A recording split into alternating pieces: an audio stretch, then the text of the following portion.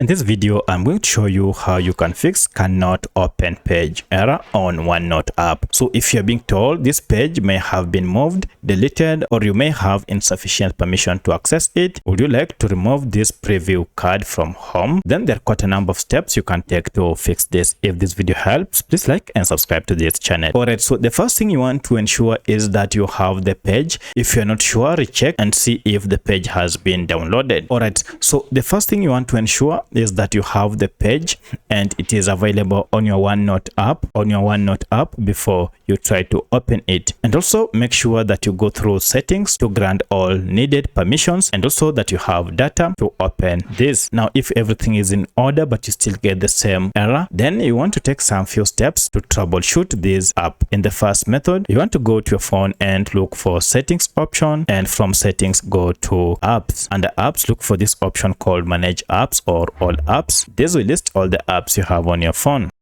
From the list, search for OneNote like that, and if you tap on it, now here head to for stop and OK to stop any background activities that might be causing this. Then go to clear data and clear cache, OK, and finally clear all data. Now restart your smartphone, and now if you go to your OneNote app, now you should be able to open or load all the pages without any issue. But at this point, if you still have a challenge, then check and then see that you are not using any VPN, because this might be the reason you are experiencing this. If you have any VPN turned on, turn it off or uninstall it to fix this. Also, if you have any recently installed security app, this might be the reason you are experiencing this. Turn it off or uninstall it to fix this. Then you also want to go to Google Play Store or App Store, and from here activate search and search for OneNote.